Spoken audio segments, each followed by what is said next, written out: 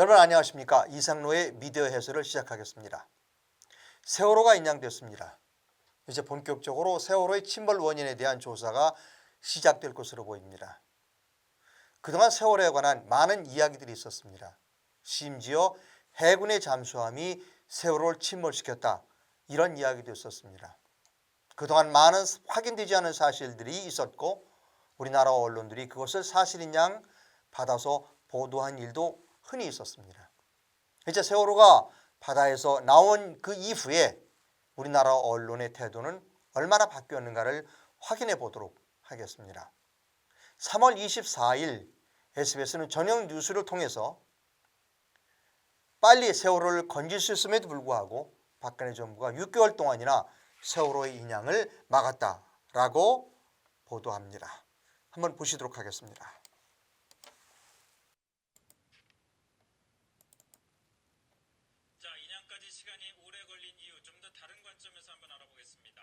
을 끌었던 세월호 인양은 공교롭게도 박근혜 전 대통령이 탄핵된 지 13일 만에 실현됐습니다. 정치적 고려 때문에 인양을 늦춘 것 아니냐, 이런 의심이 나오는 이유입니다. 정부는 억울할 수 있지만 이런 의심이 들만도 한 정황들이 적지 않습니다. 김종원 기자가 취재했습니다. 여기서 앵커는 이렇게 얘기했습니다. 정치적인 고려로 세월호 인양을 막은 그런 흔적이 있다. 그것이 정부의 책임이다, 이렇게 말했습니다. 이제 곧 기자의 리포트가 시작됩니다. 들어보시도록 하겠습니다. 참사 7개월 뒤인 2014년 11월 세월호 희생자 가족들이 수색 중단을 선언하고 세월호 인양을 호소했습니다. 어떠한 선택도 누군가에게 고통이 될 수밖에 없다면 저희가 수색을 내려놓기로 했습니다. 하지만 정부가 인양을 하기로 결정을 한 건 여기서 조금 설명을 드릴 필요가 있습니다. 원래 정부는 사고가 나자마자 곧바로 세월호를 인양하려고 했습니다. 그러나 유가족들이 정부가 인양하려는 계획에 반대했습니다. 유가족끼리 회의를 해서 그 투표를 통해서 그 인양을 반대했고 정부에다가 물속에 있는 상태에서 수색 작업을 계속해달라고 부탁했습니다. 그러나 그 수색 작업이 효과가 없자, 즉 성과가 없자 다시 유가족들이 정부에 인양을 해달라고 다시 부탁한 겁니다. 그리고 그 다시 부탁하고서부터 6개월 동안이나 정부가 정치적인 이유로 세월호 인양을 하지 않았다라고 여러 가지 확인되지 않은 사실들을 연결하여 정부가 일부러 세월호를 6개월 동안 인양하지 않았다고 주장합니다. 계속 들어보시겠습니다. 다음 해인 2015년 4월 이 반년 동안 무슨 일이 벌어졌을까? 세월호 사고 직후 민정수석으로 임명된 고 김영한 수석의 업무 수첩을 보면 당시 청와대에선 거의 매일 세월호 대책회의가 열렸습니다. 김기춘 전 비서실장은 이런 지시를 합니다. 사고의 원인은 선장과 선원, 해경, 유병원이지 청와대 보고 과정에 문제가 없었다. 침묵이 양약이다. 그러니까 여러분, 김기춘 실장이 침묵이 양악이다, 이렇게 말한 것은 대통령 청와대가 대응이 늦어서 사고가 커졌다, 이것이 아니다 라고 해서 말조심을 시켰다는 겁니다. 이 말조심과 세월호 인양을 6개월 동안 막았다는 것과는 전혀 그 의미가 다릅니다. 계속 가겠습니다. 입단속을 시킨 겁니다. 교황의 방한을 앞두고는 유가족이 언론에 노출되는 걸 꺼리면서 세월호 사건이 언급되는 걸 막으려 했습니다. 여러분, 이 기자는 이렇게 주장을 했습니다. 교황이 방한했을 때 유가족들이 교황을 만날 수 없도록 해라. 글쎄요, 누구의 말인가요? 김기춘 비서실장의 말인가요? 아니면 박근혜 대통령의 말인가요? 아니면 이 리포터를 하고 있는 김 기자의 추론일까요? 누가 그런 이야기를 했다는 명확한 지칭이, 누가 했다는 것에 대한 명확하게 말이 없습니다. 이 리포트에서는 그 말한 사람을 찾을 수가 없습니다. 계속 갑니다. 이 시기 문체부도 행동에 나섭니다. 세월호 시국선언을 한 예술인이나 단체는 블랙리스트에 올리고 정부 지원금을 삭감했습니다. 여기 다시 블랙리스트가 나옵니다. 블랙리스트와 그 블랙리스트에 있는 사람이 세월호를 인양하지 말라고 했나요? 그렇지 않습니다. 이 블랙리스트와 세월호 6개월 동안 세월호를 인양하지 말라고 한 것과는 아무런 상관없는 이야기를 지금 기자가 하고 있는 겁니다. 계속 갑니다. 대통령의 심기가 영향을 줬다고 전직 장관은 털어놨습니다. 막 짜증내고 또 화를 내고 그런 때는 언제쯤으로 추정을 하세요? 저희 기억으로는 세월호 참사 이후에 그런 모습을 봤습니다. 자, 조금 전의 장면은 헌법재판소에서 판사가 유진용 그 장관에게, 전 장관에게 이렇게 물었습니다. 박근혜 대통령이 언제 짜증을 내느냐? 그랬더니 유진용 장관이 세월호 참사 때 짜증을 냈다. 예, 좋습니다. 여기까지는 사실이지만 박근혜 대통령이 6개월 동안 세월호를 인양하지 말라고 짜증을 낸 건가요? 그런 이야기는 여기 나와 있지 않습니다. 계속 갑니다. 동기가 되지 않았나 하는 그런 생각을 하고 있습니다. 세월호가 언급되는 것만 피했던 건 아닙니다. 2014년 6월 청와대 민정수석실 문건엔 보수단체를 활용해 유가족에게 적극적으로 맞대응을 하라는 내용이 등장합니다. 실제로 이 문건이 나온 직후부터 단식 농성을 벌이던 세월호 유가족 앞에서 보수단체들은 누가 배를 타고 놀러가라고 했냐 이런 막말을 하기도 했고 이른바 폭식투쟁까지 등장했습니다.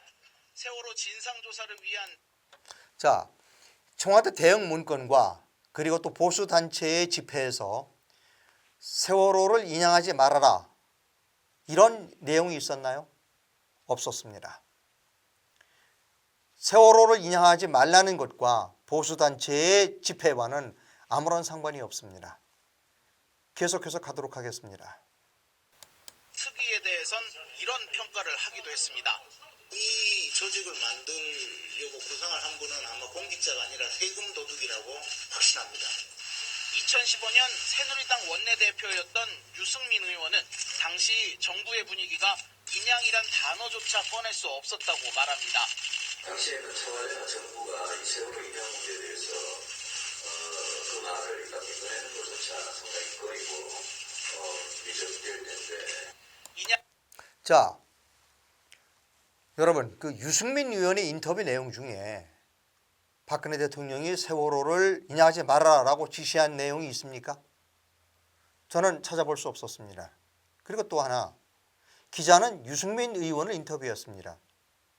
유승민 의원이 이 주제, 세월호 인양과 관련되어 있는 이 문제의 전문가인가요? 그리고 가장 적합한 인터뷰 대상일까요? 아닙니다. 여러분 잠깐 화면을 봐주시기 바랍니다. 이 화면에 해양수산부 간판이 보입니다. 기자가 정작 인터뷰해야 할 대상은 해양수산부였습니다. 즉 기자의 주장이 박근혜 대통령이 6개월 동안 세월호의 인양을 반대했다고 주장한다면 주무부서인 해양수산부가 6개월 동안 아무런 일을 하지 않고 놀았느냐, 아니면 세월호를 인양하기 위하여 6개월 동안 준비 작업을 했는가를 확인했었어야 합니다. 즉 기자가 인터뷰해야 할 대상은 박근혜 대통령과 대립각을 세우고 있는 유승민 의원이 아니라 해양수산부 관리였던 겁니다. 하지만 기자는 해양수산부 관리를 인터뷰하지 않았습니다. 계속 리포트를 보도록 하겠습니다. 인양을 할지 말지를 놓고 허비한 6개월이란 시간, 그리고 국민이 기억하는 이 장면들, 인양이 연기된 게 정치적인 고려가 아니냐는 의심을 초래한 건 결국 정부였습니다. SBS 김종원입니다. 인양을 6개월 동안 연기한 것이, 막은 것이 정치적인 고려가 아니었는가 라고 생각하는 것은 누구일까요? 국민일까요? 저는 아니라고 생각합니다. 이 리포트를 한 기자와 그리고 SBS 보도국 간부라고 생각합니다. 언론은 확인되지 않은 사실을 진짜의 사실인 것처럼 포장해서 방송해서는 안 됩니다. 제대로 된 언론은 어떤 사실을 철저하게 검증하고 그리고 그것이 검증 작업이 끝나면 국민들에게 소상하게 알려야 합니다. 그러나 SBS의 이번 보도 태도는 옳지 않았습니다. 여러 가지 증거들을 댔지만 그 증거들은 직접적으로 박근혜 정부가 세월호를 6개월 동안이나 바다에서 인양하지 못하도록 막았다는 결정적이거나 직접적인 증거가 될 수 없습니다. 이렇게 SBS는 아무런 연관성이 없는 그러한 증거들을 조합하여 박근혜 정부가 6개월 동안이나 세월호의 인양을 막았다라고 주장하고 있습니다. 여러분, 이것이 올바른 태도일까요? 이렇게 확인되지 않은 사실을 진짜인 것처럼 국민들을 믿게 한다면 국민들은 화를 내고 분노하고 국민들은 또 분열되게 될 것입니다. SBS의 목적은 무엇일까요?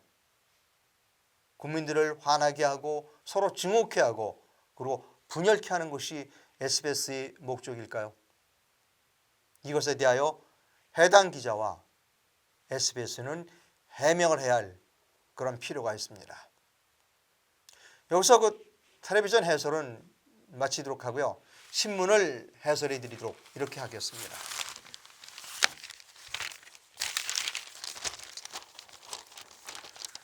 여기 3월 30일자 조선일보입니다. 좀 크게 좀 잡아 주십시오. 3월 30일자 조선일보고요. 3월 30일자 조선일보는 다음과 같은 내용을 보도하고 있습니다. 여기 기사입니다. 이 기사가 태블릿 PC를 드디어 검찰이 수사하기로 결정했다.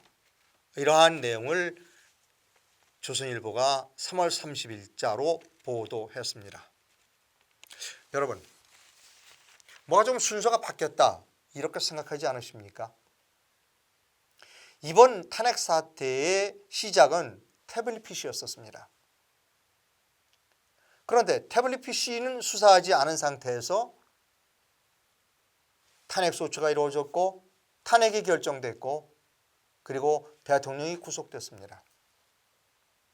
혹시 여러분 이 스모킹 건이라는 단어를 들어보셨을 겁니다. 살인 현장에서 범인이 쏜 권총, 막 쐈으니까 권총에서 연기가 나겠죠.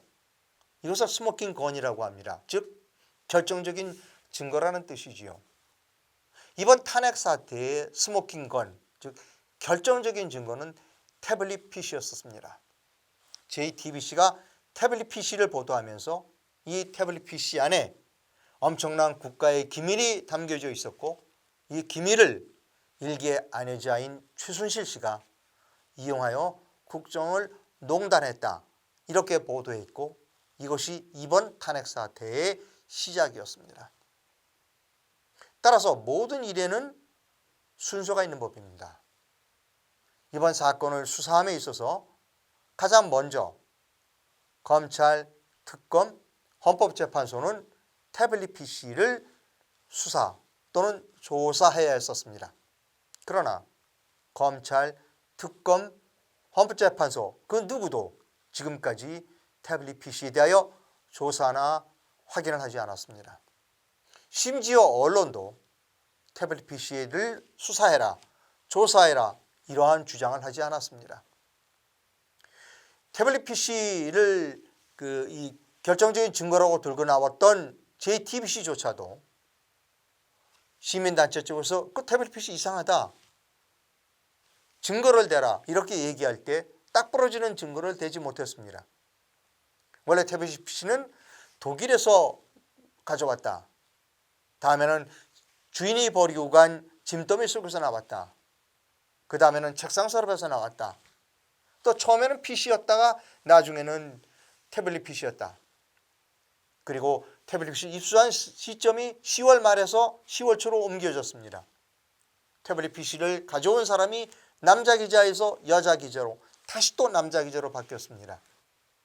이렇게 여러 가지 석연치 않은 구석이 많은 태블릿 PC는 수사를 할 때 제일 먼저 수사의 대상이 됐었어야 했습니다. 하지만 그런 일이 없이 가장 결정적인 증거에 대한 수사 없이 탄핵은 소추됐고 탄핵은 결정됐고 대통령은 구속됐습니다. 그리고 언론도 태블릿 PC에 대하여 입을 다물고 있었습니다. 심지어 조선일보마저도 태블릿 PC에는 관심이 없었습니다. 오직 조선일보의 관심은 우병우 민정수석의 구속, 민정수석을 구속해라 라고 하는 주장만 되풀이했습니다. 이제 결정적인 증거의 조사 없이 모든 일은 끝났습니다. 이제 와서 검찰이 태블릿 PC를 수사하겠다고 하는 것입니다. 글쎄요. 이것이 올바른 법의 집행일까요? 국민들이 우리나라는 정말 법치 국가이구나. 검찰이 아주 제대로 규정에 맞춰서 원칙에 맞춰 수사하고 있구나 라고 느낄까요? 또 우리나라의 언론을 접하는 시청자 또는 신문 독자들이 우리나라의 언론이 올바른 자세다 이렇게 믿을까요?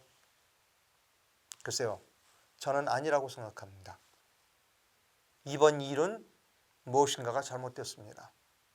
시작부터가 잘못된 것입니다. 오늘 미디어 해설은 무거운 주제 2개를 해설해 드렸습니다. 해설을 하니까 좀 더욱더 무거워지네요. 그러나 여러분, 이것이 현실입니다. 다음 시간에 뵙겠습니다. 감사합니다.